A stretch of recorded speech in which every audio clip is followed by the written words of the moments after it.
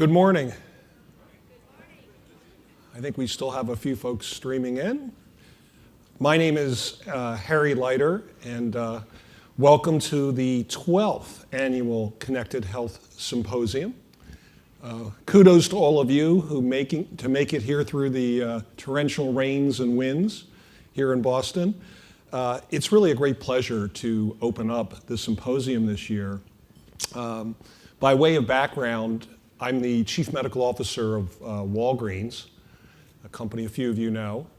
And maybe today it's Walgreens, and soon it'll be Walgreens plus Rite Aid as well. You probably follow the news.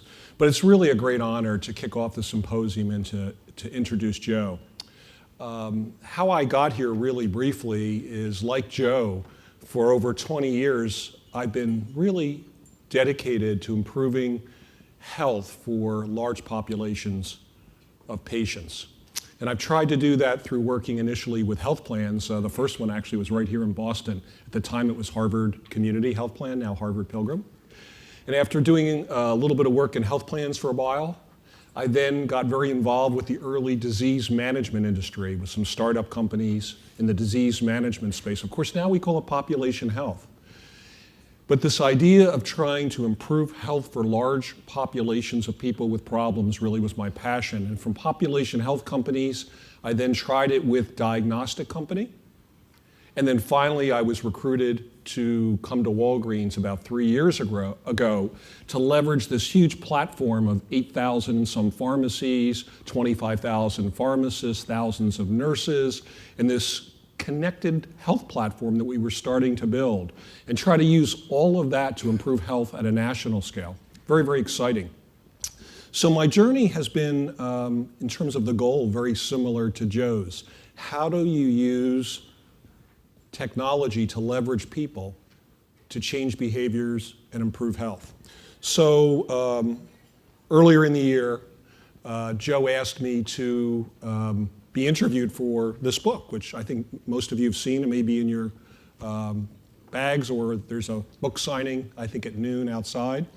And I was interviewed by Joe for a chapter, and Walgreens is prominently featured, and some of the things we're doing are featured in chapter 6. It was really quite an honor that we got recognized by Joe, because he had the choice of writing about tons of companies and tons of innovations that are going on throughout the country and the world. And then it was even more of an honor that Joe asked me to write the foreword to the book, so I actually wrote the foreword as well. But I want to tell you why I'm so passionate about the book, and Joe's going to talk about it more in a few minutes, and the symposium as well, obviously, is that Joe, as you know, and the Connected Health Center has really been methodically looking at approaches and technologies around connected health for over 2 decades. And they've been doing this in a very systematic manner, trying out new innovations, testing them, studying them, proving whether they work or not. And most importantly, Joe understands, and he talks about in his book, that work means not just collect data and not just connect things, although that's important, but actually changing behavior. Because all the data in the world and all the gadgets in the world and all the wearables don't mean anything if we don't find ways to actually change people's behavior around health, wellness, and managing chronic disease. The other reason I think it's really exciting, this book, which by the way is very readable, it's not dense at all, it's something that's very accessible for lay people as well as healthcare professionals, is that Joe has really been instrumental in identifying areas that work. I've been to numerous conferences over the last year where everybody's talking about devices and connectivity and sensors and data, and they opine about how it's going to transform healthcare. But Joe and the Center for Connected Health really has been doing it. So the reason I think you should pay attention to the book, to what Joe has to say, and be really excited about the whole conference, and especially the next session that Joe's going to kick off, is that he has deep experience in doing it, not just talking about this exciting future. So I think you're in for a real treat. It's going to be a great symposium. The kickoff around what Joe has written in the book, I think, is going to be really exciting. I encourage all of you to, if you don't have a copy, get Joe to sign it for you. Share it with your colleagues. I have no financial interest. I just really think it's good. So please take a good look at it and sit back and really relax and enjoy Joe's kickoff and the entire symposium. It's really been a pleasure.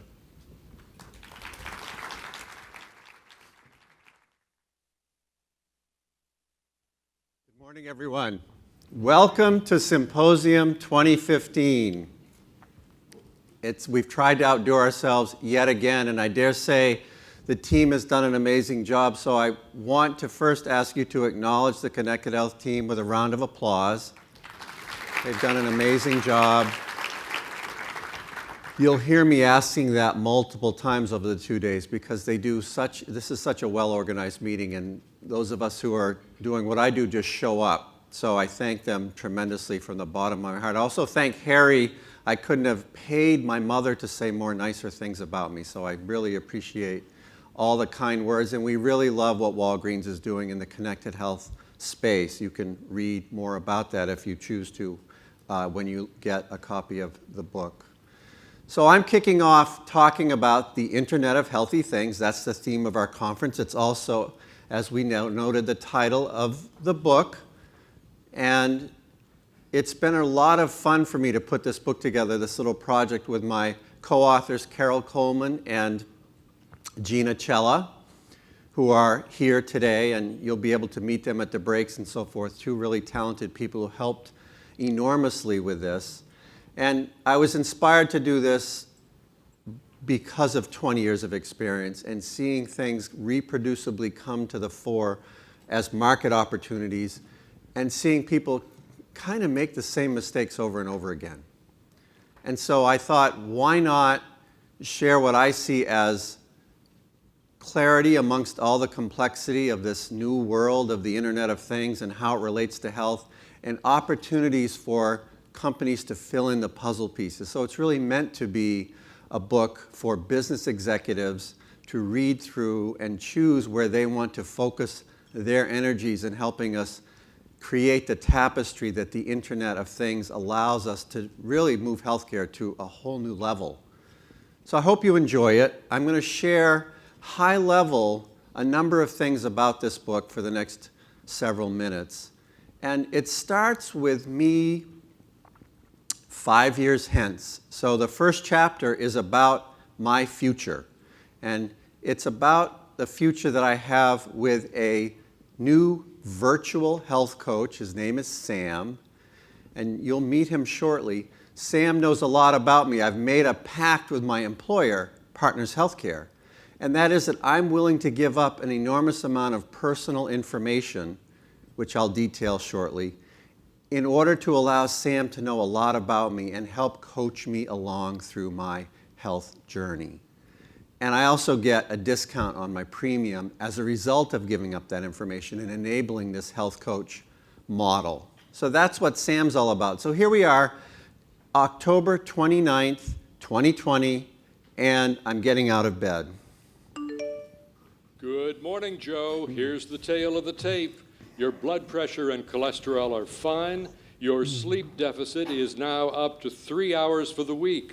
You've put on 2 pounds since last month, and your activity level is falling short of your goal by 25%. You need more sleep, and you need more exercise if you're going to get into that size 40 tuxedo for Julie's wedding in March. 140 days to go and counting. Get moving, pal. Well, that's my future, and I want to make sure that you all can customize this according to your motivational. I respond well to authoritative coaching. That's why Sam is built the way he's built. But you might be more interested in a competition and a social interaction and in achieving goals with friends, in some different incentive packages. This will be built around what creates motivation for you. But Sam is about giving me some choices. And one choice is I don't want to end up looking like this. Right? And believe me, if you see my weight patterns over the last several years, you could see where this is a possibility. Rather, I want to look like this for my daughter's wedding. Oh yes, and my daughter's getting married in March of 2021. By the way, she doesn't know that yet. So we're just going to let that one go for now. So there we are in the future. I go down to breakfast after brushing my teeth, and this is what greets me. It's my health dashboard. These are all the things that will make the Internet of Healthy Things special. And I want to really focus on that for a moment. It's this idea that all the wearables data and all the mobile data brings the data part to a whole new level, because it enables enriched, personalized, specific data about you. We're used to thinking about this concept in the advertising industry, and they know where you search, they know a little bit about you. Google knows a lot about you, so you can get a sense, if you're a Google user, how this might look. But think about how all these wearables are going to take it to a new level. So you have my weight on the bottom left, you have blood pressure readings, step counts. On the top left is a little stressgram, and I'm going to come back to that company because they're interesting too. So Sam knows all of this, and he knows a lot about me.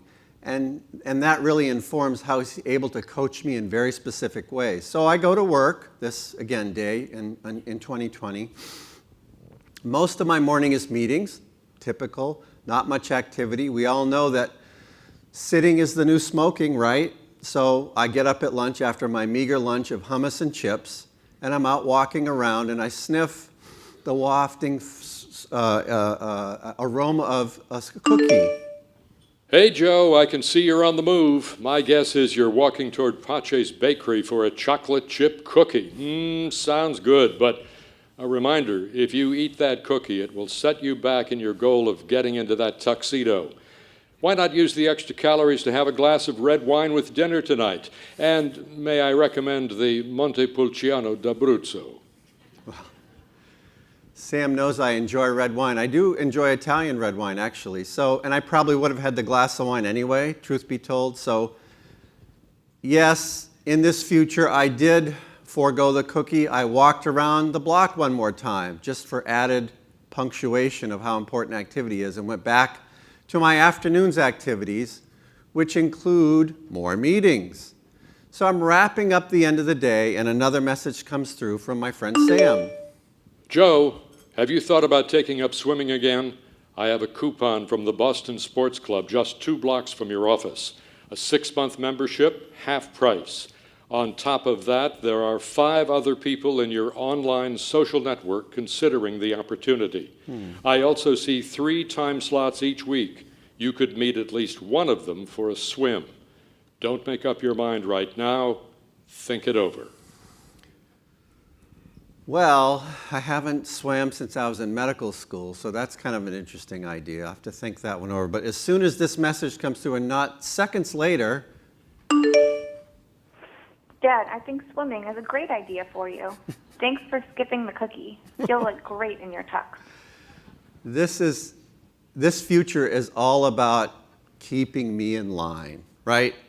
Now, it's not that distant of a future. That's part of the reason we wrote it the way we did. It's pretty near term. If you use Google now, or Cortana, or even the newest version of Siri, you can start to see how this works. It predicts the traffic time, reminds you to go to your appointment early if there's traffic. They're putting things together in the background to guide your life. How could we apply that to health? What is this future like? Well, it's automated. That's really important, really important. We have to get more automation into healthcare delivery. It's also contextual. Sam knows so much about me and knows where the bakery is, and I'm walking toward the bakery, knows that Boston Sports Club is literally a block from my office. That's all going on in the background because, again, I agreed to share these data. It's motivational. Again, that's my motivational shtick. It might not be yours, but we can arrange it according to your specifications. It's empowering. I get to choose. I got to get to the goal, but I get to choose how.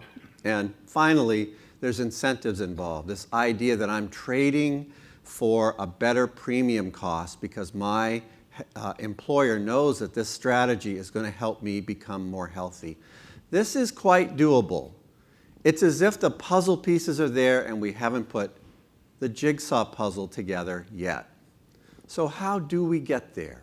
How do we get there? It really involves these three areas of innovation, and I'm going to unpack each one of them for you. The first one is data aggregation, normalization, and new kinds of sensors. Remember, the sensors are what are giving us the healthy things. That's the data that enriches the analytics part, which I'll get to in a minute. But I want to make a really important point about normalization. For instance, here's an illustration. I right now have a withing scale in my bathroom rather. I can weigh myself. I'm wearing a Fitbit, so I've got calorie output. And if I'm meticulous and use my FitnessPal, I can get a reasonable degree of calorie input. Those three numbers are there in front of me on a dashboard, and they don't relate at all. They don't tell a story. Remember, calories in, calories out, weight should all relate to one another. That's what I mean by normalization. It's an opportunity for anyone out there who has the right software background to start to work on that problem. We need it to get this whole concept to the next level. Right now, they're just numbers on a dashboard. So that's what we mean by aggregation and normalization. New sensors is a whole nother fun area. And I like to talk about things that we can sense now with technology that we weren't evolved to sense. In other words, think about if high blood pressure was like a broken arm, how different the world would be. And it's not. You can't sense that. You can't sense high blood sugar. So how do these new sensors help us? And one company that's doing interesting things is Muse. Now, I should stop and mention that I don't have a financial interest in any of these companies, and they're just examples. I should also mention that no one has got the whole package right, so there's plenty of room for innovation in this space. But Muse is an EEG sensor, enables you to get biofeedback on your stress level and your concentration level. It's been used for ADHD. So Ariel Garten is here from Muse. She'll be on a panel, and her company has a booth. They're also doing a session tomorrow, a side session where you can learn more about using Muse in meditation and mindfulness, and I highly recommend that you check them out. This is the stress sensor that I showed in the first graph. So it's an interesting new way. It's more than just vital sign monitoring. It's your stress level. There's also a fellow walking around, Jonathan Pally. His device is called the Spire. Same kind of thing through respiratory movement, getting a sense of your stress level. So you're starting to see these really interesting new sensors come into the package, or into the fore, that are sensing things other than just vital signs. And they're really, really going to make this data stream rich. Proteus Digital Health is another favorite fun company. I've known them forever, and they've been around a long time. And they make an ingestible radio that goes in a pill. And when you take the pill, you wear a patch, and the patch senses your medication adherence real time. And what's exciting about it is they're about to come on the market with actual a series of generics that you will be able to prescribe as a doctor, where your patient will have the generic with a radio embedded in it, and you'll be able to track adherence real time, as well as some other attributes, like how it relates to the physiology if you're studying, say, a heart drug. So really interesting, another level of sensing, ingestibles. Think more than just wearables we have now, implantables and ingestibles to think about. But there's business opportunity remaining, and I've talked about some of it. So normalization, I just want to emphasize that again, because we can't get there if we can't make sense of all these numbers. They're just numbers, and they're just going to clog the system if we don't do more about the intelligence. Frictionless data capture is a big deal. As much as I love my friends from Proteus, I spent a half hour onboarding for that system the other night. They'll never scale it if they have to have a half hour for onboarding for every new patient. We have to get it so you just pull it out of the box, slap it on or plug it into the wall, and the data just flows. That's really important. No pairing, unpairing, repairing, that's all got to go away. That's all got to go away. And so that's a really important for the technologists to understand the Bluetooth stack and so forth. Get that right, because it's not right now. And then finally, as I said, integration into the electronic health record and other systems, so that we can start to do things that Sam is doing for me, pulling location data and wearables data and suggesting about things like swimming. That's all because of integration in the background. Analytics is one I'm sure that you're all keen on. Everyone's talking about big data. Big data is the thing. It's the big thing, right? We're all talking about it. It's very exciting. I hate to say this because I don't want to burst anyone's bubble, but we haven't got there yet in healthcare. There's plenty of opportunity to do this better in healthcare. Let me illustrate. These are a couple of quotes from my chapter on big data in the book. And what in essence these quotes say is that if I know something about a group of people like me, then I am more likely to be like that, right? It's the old notion of if 50 people watch this movie and they watch that movie, then we can recommend that movie to you.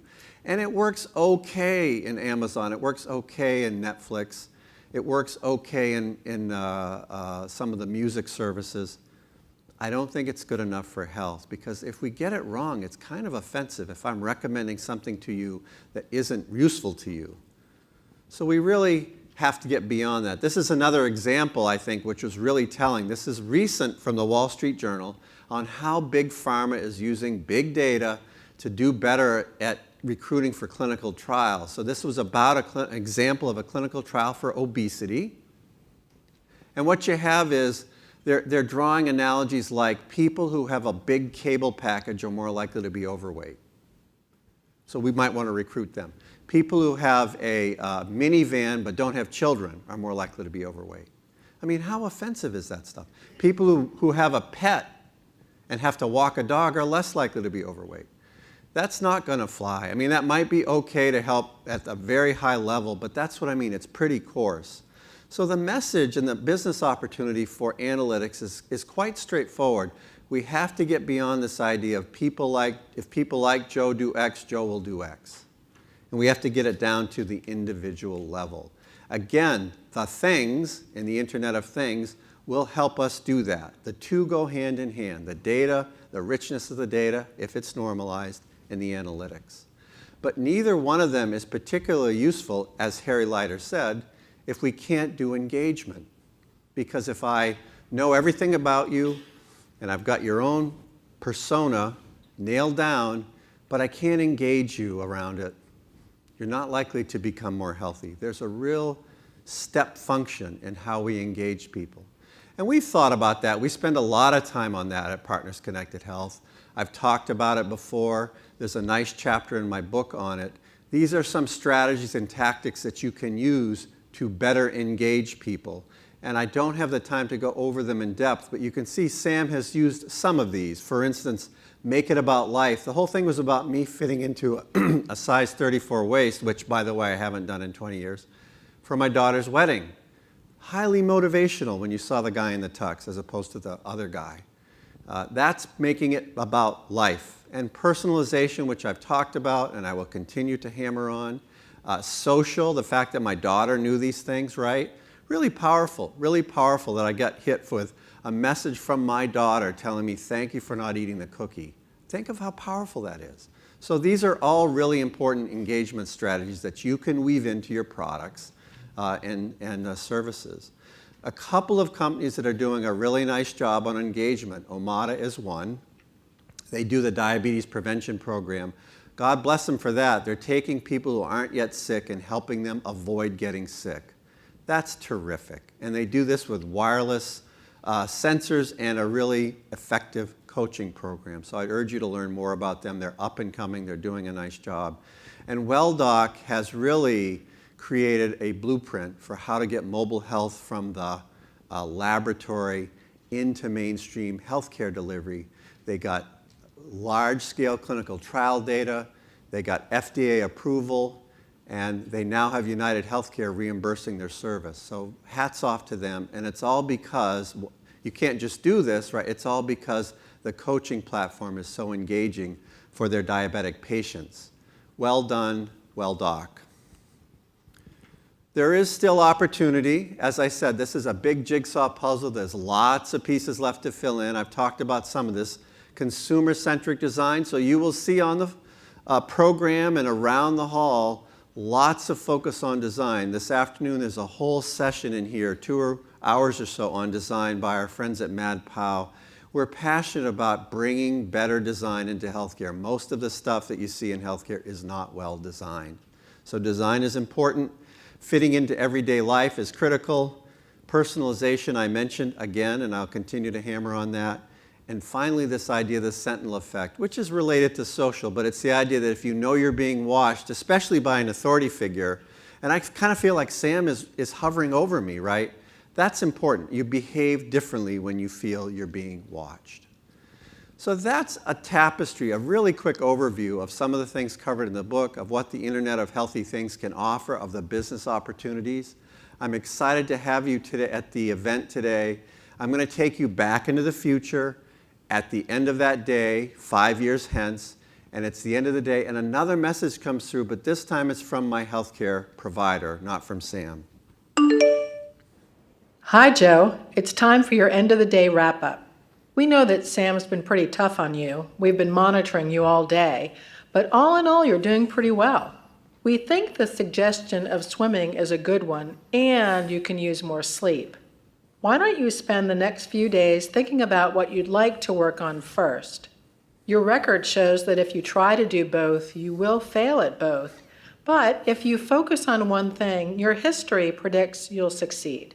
So on that note, have a good night and a great night's sleep. Well, I have to go off and think about that because I haven't swam since medical school, and I don't think that sleep deficit's going to get any better. But have a great symposium, and I look forward to connecting with all of you over the next couple of days. Thank you.